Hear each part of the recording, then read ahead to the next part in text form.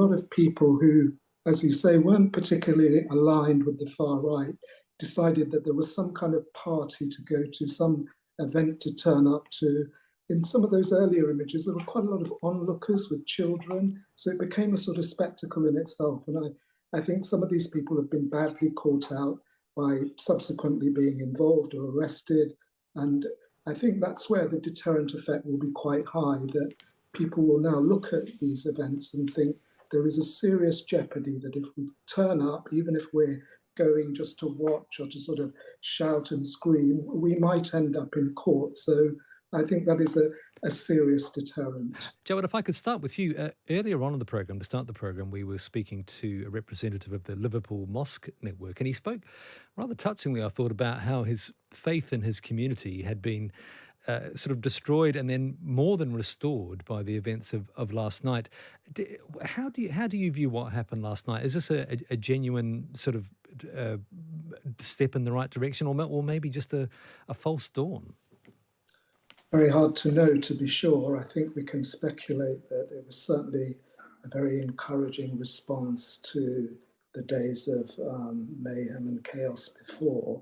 And it was also peaceful in the end. And it was good to see a different side of Britain. You know, what one forgets that these images are broadcast to the world. And over the last 5 days, we saw a rather ugly side to Britain. And last night we saw communities coming together. I think the issue more is that as a one-off, that's absolutely fine, and whether that's enough to put off some of these people is the bigger question. I mean, certainly today the sentences are a big step in that direction, but we still don't know what might happen at the weekend. And Zoe, there is a Cobra meeting again this afternoon, convened by Sir Keir Starmer. What do you think they'll be talking about? Will they be more concerned, as Iqbal suggests, as Jawad suggests, more talking about what might happen this weekend, or actually looking ahead and thinking about what the legacy of these riots might be, what they can take from them? Yeah, I think both will probably be true. We know Starmer's going to chair the third Cobra meeting this afternoon. I think a lot of the focus of this will be what lessons there will be to be learned from the disorder. And I think one thing that Starmer particularly will be focusing on is how successful his decision to prosecute people very, very quickly will be. Last night we saw that all those planned events didn't go ahead in the way that many predicted they would. There was a huge presence of anti-racist protesters there. And I think Starmer will be hopeful that his decision to prosecute quickly, like he did during the 2011 riots, was a successful one and acted as a deterrent to stop more far-right rioters from taking to the streets. But I think there's also a point to be made about this weekend, when people have more time, possibly responding to the big kind of outpouring of support that we saw yesterday. Will there be more organised? I suspect not, but you never know. And we're still learning how these groups organise, what sort of platforms they use, and what kind of motivates them to organise and to go and conduct those kind of riots. Yeah, and Jawad, if I could come back to you, you talked then about the sentencing of the rioters. One thing that struck me about the court appearances so far is that they kind of provided some substantiation to what you kind of instinctively thought was the truth about the riots. Some genuine far-right people with racist views, others just out for a bit of a laugh and a ruck, really.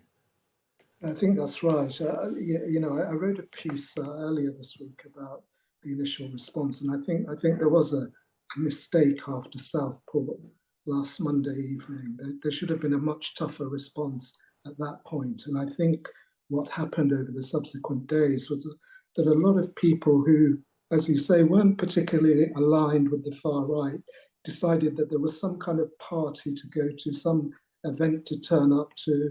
In some of those earlier images, there were quite a lot of onlookers with children, so it became a sort of spectacle in itself. And I think some of these people have been badly caught out by subsequently being involved or arrested. And I think that's where the deterrent effect will be quite high, that people will now look at these events and think there is a serious jeopardy that if we turn up, even if we're going just to watch or to sort of shout and scream, we might end up in court. So I think that is a serious deterrent. And Zoe, just one final point on the riots, perhaps. Maybe one of the legacies of the riots will be a realisation just how impotent the UK authorities really are in the face of the power of the big social media platforms.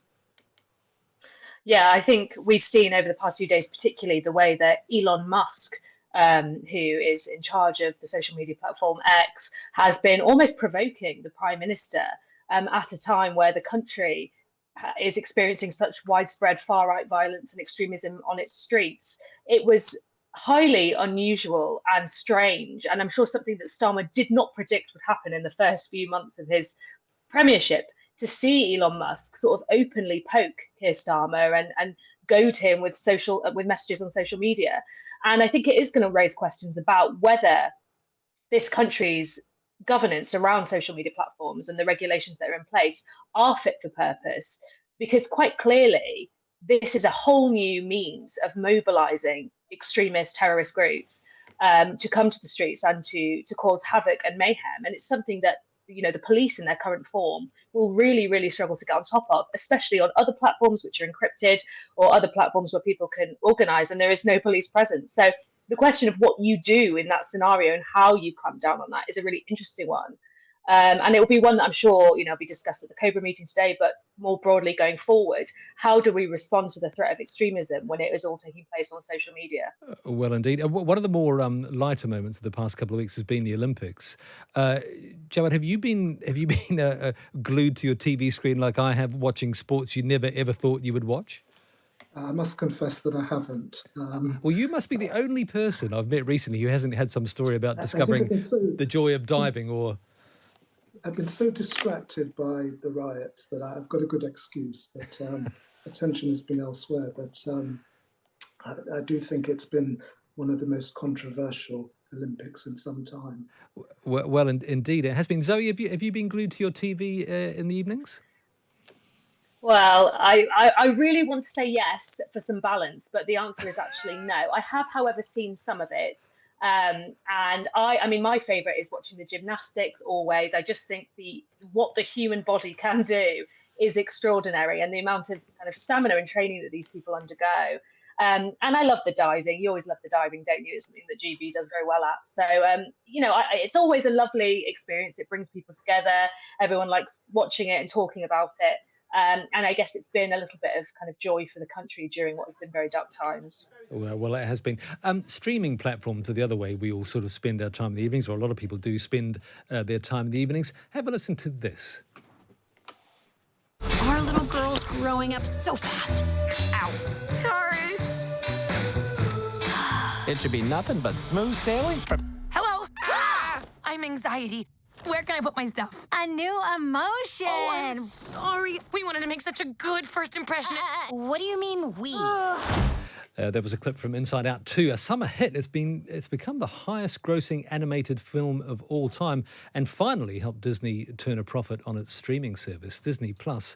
Jawad, have you got out of the habit of watching ordinary TV, or the old-fashioned linear TV, in favour of these streaming platforms, or are you stuck in the past? I'm stuck in the past, I think. I think the streaming universe really does puzzle me slightly.